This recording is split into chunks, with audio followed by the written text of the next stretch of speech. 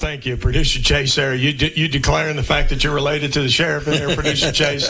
But this is Scott Johnson on behalf of Hopkins Farm Broadcasting here in Shelbyville, Tennessee, Bedford County, about 50 miles south of Nashville, 25 miles south of Murfreesboro, in the lovely and a little bit chilly and raining green hills of southern Middle Tennessee. It's that time of the month where we have Bedford County Sheriff Austin Swing come in and talk about. He normally brings in some stats on what's going on in law enforcement here in Bedford County and a special topic. Good morning, Sheriff. Good morning, Scott. Good to have you in here, and you want to start out with your monthly stats? Yeah, it's okay. probably a good place to start.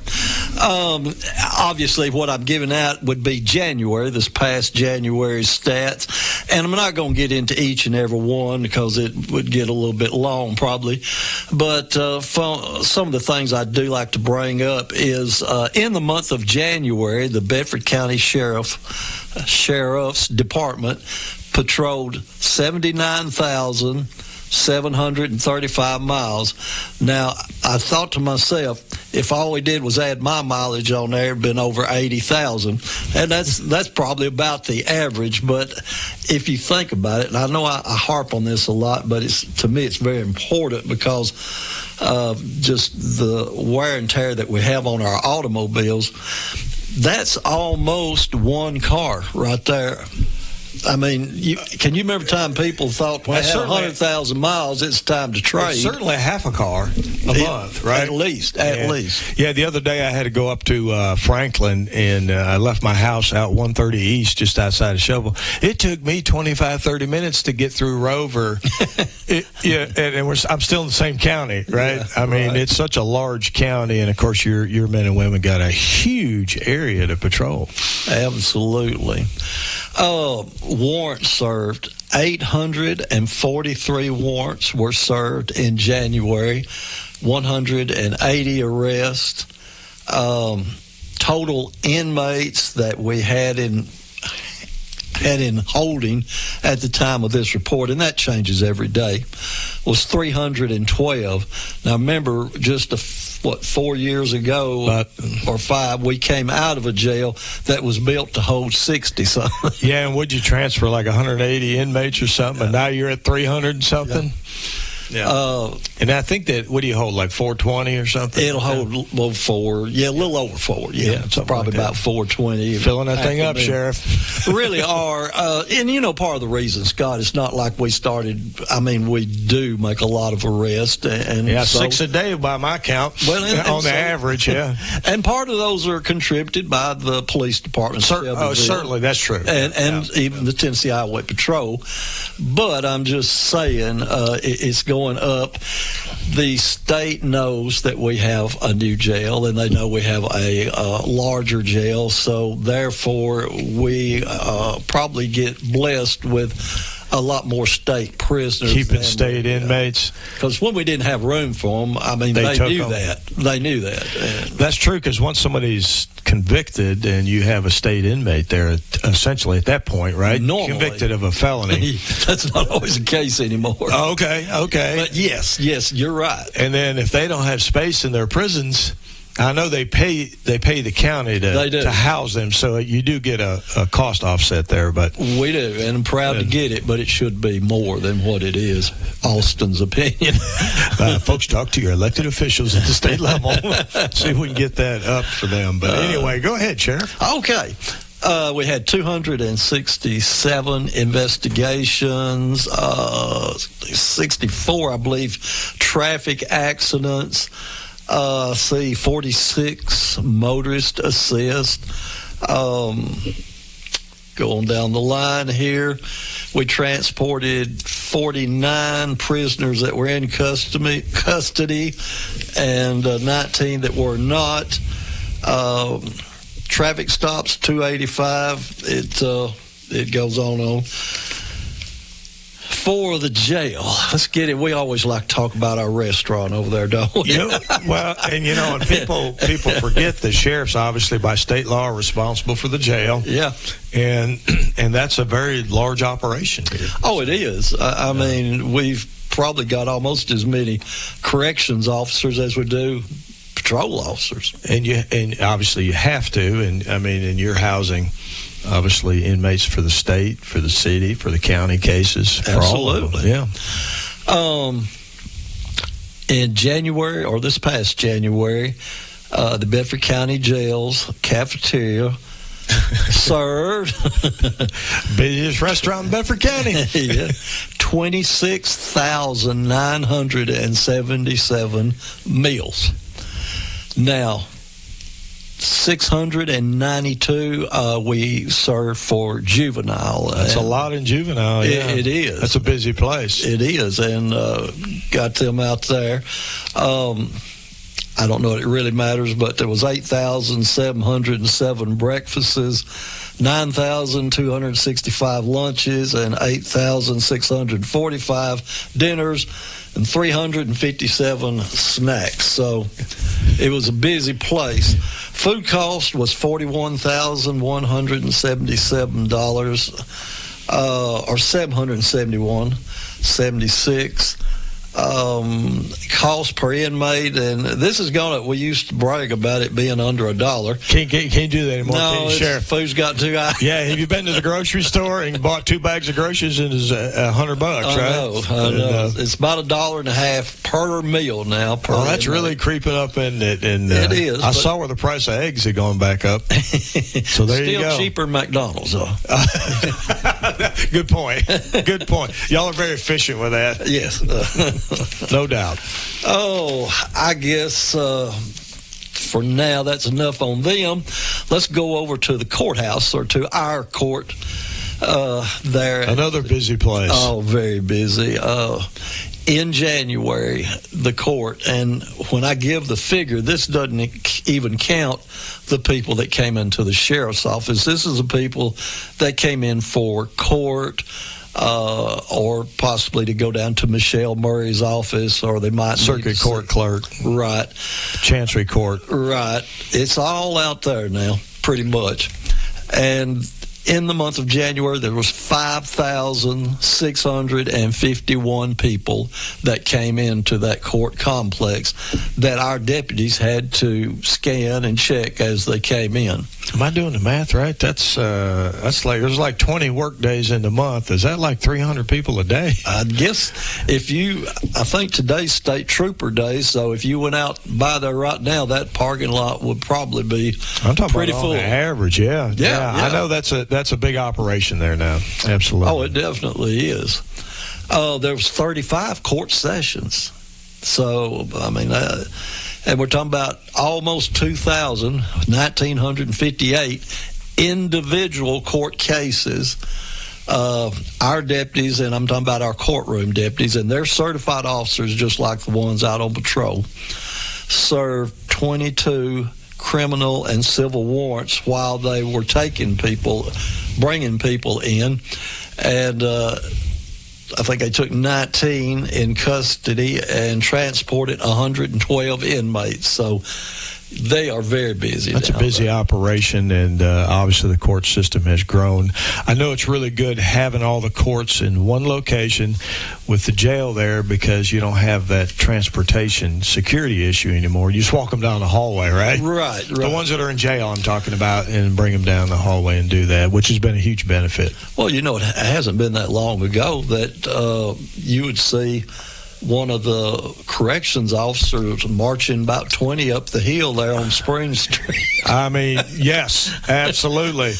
Yeah. Thank goodness that the design with the new Justice Center obviously there's a safety issue there, right? Yes. And now they just come from the jail. I know you got holding areas off the courtrooms, and just a lot safer for the corrections officers, and quite frankly for the inmates too. Oh, absolutely. So, for everybody involved. It's really, I mean, obviously I don't know of any law enforcement agency, city, county, or what, that doesn't need more or want more, but really, if you go down to our courtroom and our staff down there, they are up to date with the latest gear to run prisoners through and to hold prisoners, and I never say anything's 100% when it comes to safety, but it is, as you said a while ago, much improved. Yeah, to say the least. Yeah, absolutely. Folks, we're talking to the Bedford County Sheriff, Austin Swing, about various things going on in law enforcement and corrections here in Bedford County. We're going to take a 60-second break and be right back. When's the last time you've seen the eye doctor? Don't wait. Whether it's little Carter's first pair of glasses or keeping a good eye on your vision health as you age, your eyes are a precious thing. See personalized care for the whole family and friendly faces at Dr. Hasty Family Eye Care on 605 North Main in Shelbyville, across from the U.S. Post Office. Striving to bring you excellence in optometry every single day. Don't put your family's vision off. Make an appointment today at 931-684-2020.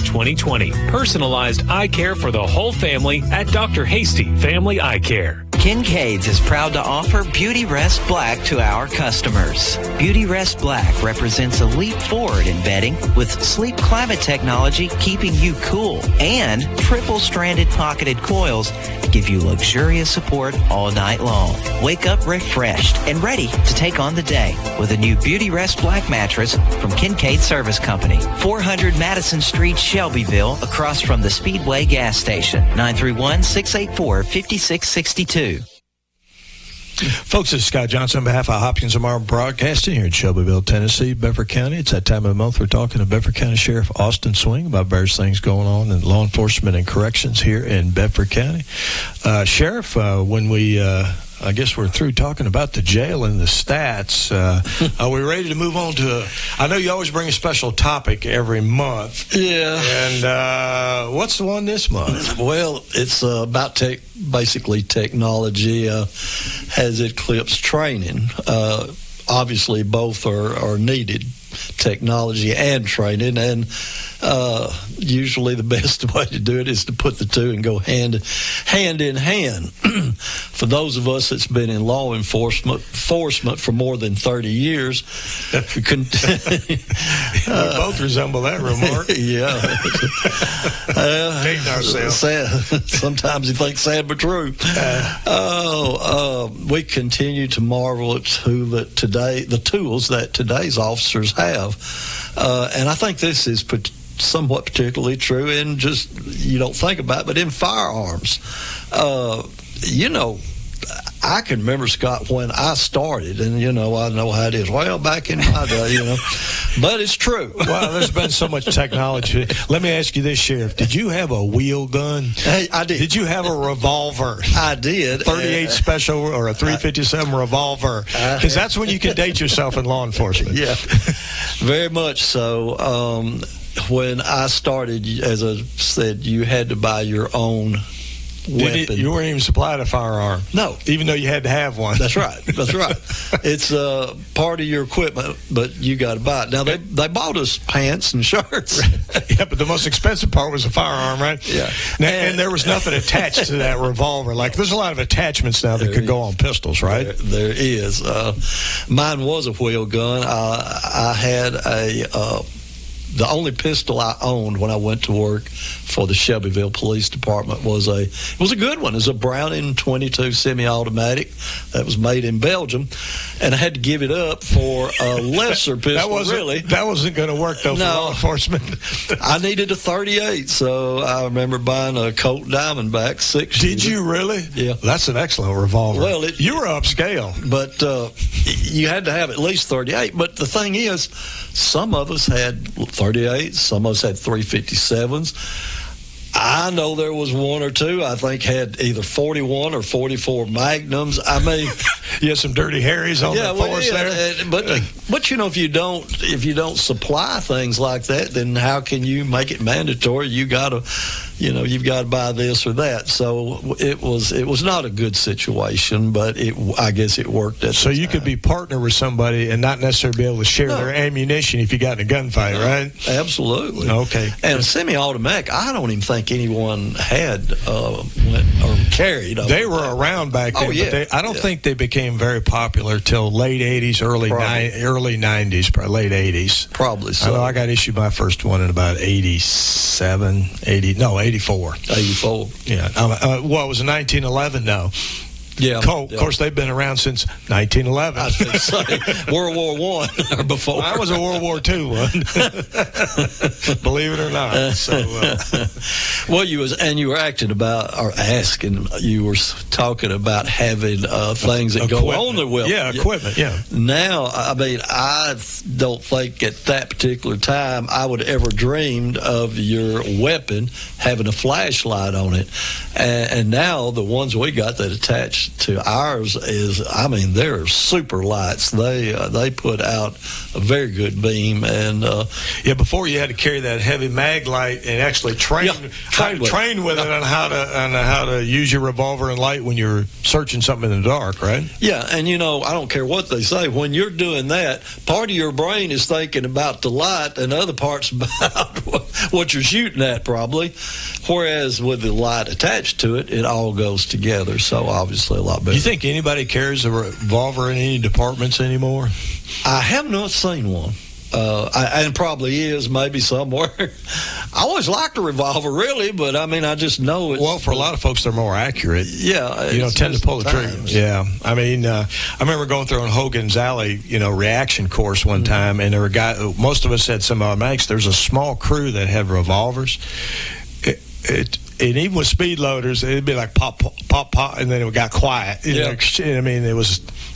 I know if you practice a lot with a speed loader, which helps you load shells into a revolver, you can move fast if you practice a lot. But if you don't, it definitely takes longer to reload. Yeah. So, what about shotguns? Has anything changed there? Yeah, they have. They've disappeared. Except in the sheriff's car. I was going to say, the sheriff still got a shotgun. Good for you, Sheriff, because I'm a firm believer in shotguns, okay? And I know most departments still have them. They do. But actually, most departments now have what? They got a pistol. And a patrol rifle. And a patrol rifle. And in a lot of departments, a shotgun. And probably a backup pistol as well. Yeah.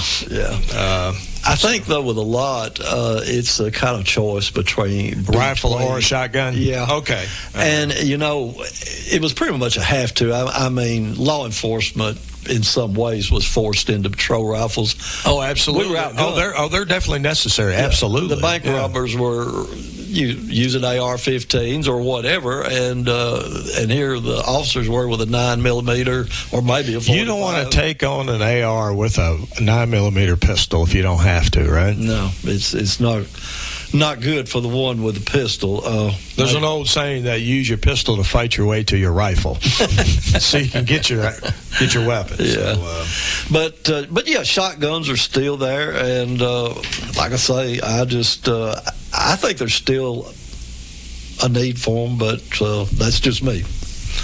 Most of them 12-gauge pumps. I know most of them were either Remington or Winchester and Mossberg. I think that was Mossberg 500s, Remington 870s, right? Those are the common law enforcement shot with an extended tube on them, right? Exactly. Carry more rounds. And I tell you too, if you wanted to get somebody's attention or crowd's attention, you rack one of those and you get their attention. I remember doing a takedown one time years ago, and a guy with me was behind me to the left, and he racked a shotgun. He got my attention. And I was with the good guys. Yeah, it's a sound you don't forget. I call it a lesser included means of being able to subdue somebody. They hear that shotgun, they go, uh-oh. Yeah. I guess the latest thing, or at least for us, Scott, is the red dot optics now, or lasers that are mounted on the weapons.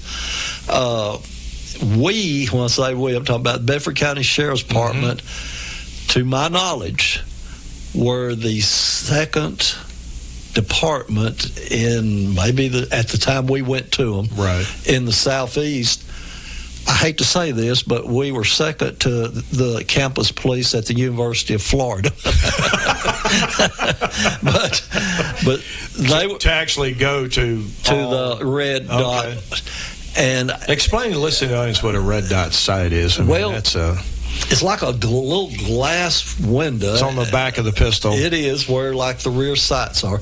And let me say time out just for a second. You can still use your iron sights on those. Say, yeah, because they're battery operated. They are. That battery could go out. That's true. Potentially. Probably not, but it can. True. But that's where they're mounted, and it's a total different way of shooting.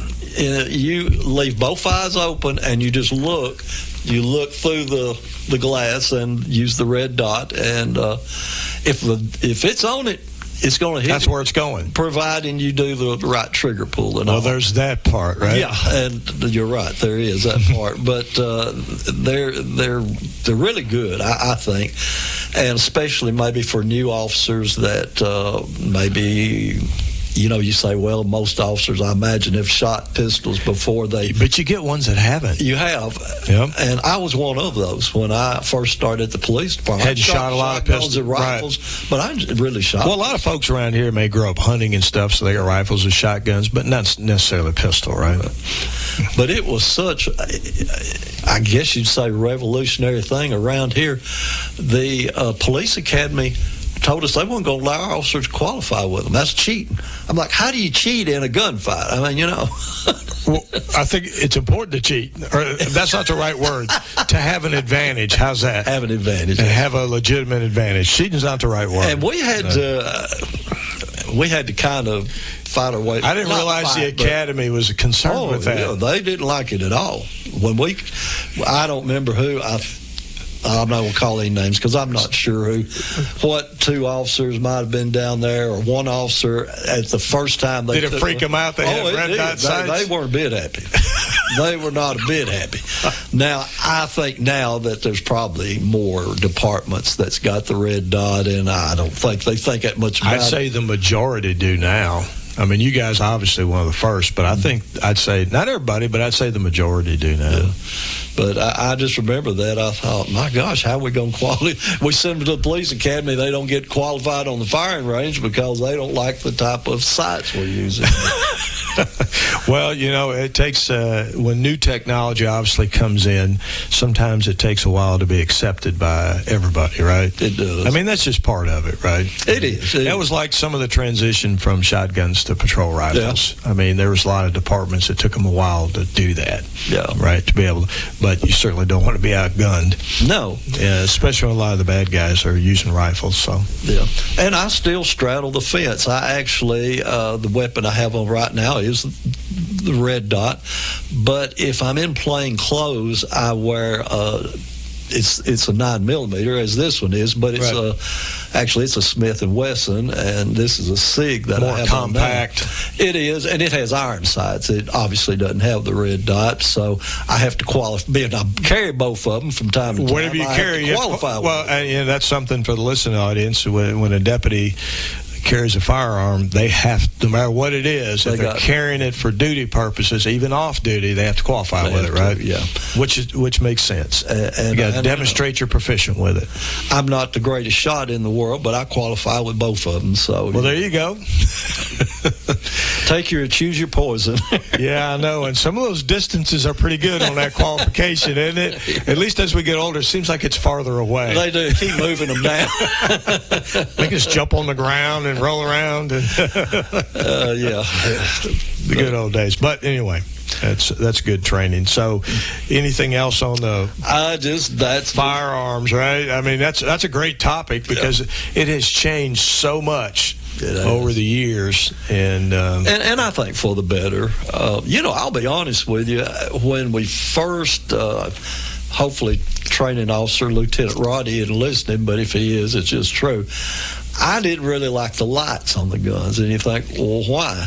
Well, because they know exactly where you're at when it's on. I mean, if I'm the bad guy, I'm aiming towards the light. And I still feel that way somewhat. But I also know it makes a world of difference because those lights are so good, they turn it into daylight. Well, you can turn it off and on quickly. Oh, yeah. It's got, you can leave it on, or it's got a thing where it just, like, if you're pushing it, it's on. If you don't, it's off. So Yeah, because as you're searching a building, you probably want it going off and on. Yeah. So the bad guy can't quite get a bead on it. Because, when we carried the old flashlights, I saw some guys they'd stick it way out to their side. Yeah. So if somebody's shot, they might shoot your hand. Right, yeah. But, your weapon was 3-4 feet away, right? Yeah. So, there were a lot of different tactics, different arguments on doing it different ways back then. There he is. And I think back on it, I remember after I first started at the police department, and I'm right-handed. My holster was on the right side, and then all of a sudden, they decided that the cross-draw holsters were better. And I remember the highway patrol carrying, and it would mount on, being I was right-handed, it would mount on my left side, and the butt of it would be this way when you grabbed it. So it'd be like at a 45-degree angle or something. That became popular. That didn't last very long. I kind of liked it, but where I could see an advantage? Maybe sitting in a patrol car. Yeah. And all of a sudden you had to draw it. Yeah, that's right. Because, it's hard to get to your weapon. It is. When it's, especially with the center consoles and the vehicles and stuff. Yeah, as I say, it's just me personally. I kind of liked it, but it didn't last very long. So. Yeah, I don't remember seeing too many officers carrying weapons. That's been a long time I've seen some photos of some old sheriff's department photos from a long time ago, not during your tenure as sheriff, where a few of the deputies in uniform were carrying them that way. Mm-hmm. So that was popular for a short period of time anyway, right? Roger, Dodger that. But, I appreciate you coming and talking about that topic today and the change in technology, especially with firearms. And obviously the least used piece of equipment, hopefully, that you have, but can be the most needed piece of equipment that you have on very short notice. It is. There's not only for your life and the safety of others, other people's lives, but the amount of exposure you have when that firearm comes out. There's a lot of liability to it. So we do a lot of training and we focus a lot on it. Maybe some would think more than we should for no more than use. Thank goodness, then we have to use them. Right. But when you do, it's the most serious thing. You're at the top of the food chain. Right. Just like that. On the force continuum, obviously, it's a more serious thing. You mentioned that because when we carried shotguns, I know some of the guys only would carry slugs because the double-aught buck spreads out with roughly 9 BBs or so. Yeah. And you had to account for every one of them was going. 8.32 caliber. Is it 8? Okay, you had to account for every one of them's going. With your backdrop, and with the slug, you could be a little more precise on doing that. So that became an issue at one time with shotguns as well. So, Sheriff, we appreciate. Is there anything else you want to talk about? I think we're out of time. Chase be run aside of here, treating his uncle like a dog. Don't speed going home today, Chase. Anyway, Sheriff, we appreciate you coming in. I know the folks in Bedford County hear it all the time. Very much appreciate what you and the men and the women of the Sheriff's Office do to make. Thank you very much. Yeah, make Bedford County a better place to live and work in our local community here. So, folks, this is Scott Johnson on behalf of Hopkins Farm Broadcasting. We have 11 government-related talk shows every month right here on WLIJ at 98.7. Tune in and listen to the folks actually doing the work. Hear it from the horse's mouth. We're also the only locally owned radio station in Bedford County. Scott Johnson on behalf of Hopkins Farm Broadcasting. Until next time. When's the last time you've seen the eye doctor? Don't wait. Whether it's little Carter's first pair of glasses or keeping a good eye on your vision health as you age, your eyes are a precious thing. See personalized care for the whole family and friendly faces at Dr. Hasty Family Eye Care on 605 North Main in Shelbyville, across from the U.S. Post Office. Striving to bring you excellence in optometry every single day. Don't put your family's vision off. Make an appointment today at 931-684-2020. Personalized eye care for the whole family at Dr. Hasty Family Eye Care. Visit Kincaid Service Company today to experience the superior comfort of a Serta mattress. Serta has pioneered sleep innovation for more than 90 years, bringing quality products to more than 150 countries worldwide. nationwide. Serta Comfort is validated by consumers with thousands of 5-star reviews and are designed and assembled in the U.S. at one of Serta's state-of-the-art facilities. Serta's award-winning mattress collections are created by providing superior comfort along with overall support and breathability. Get Serta Comfort by visiting Kincaid Service Company in Shelbyville. Online at kincaidservice.com. 98.7 and AM 1580 WLIJ, the leader in pure classic country. Streaming on WLIJradio.com.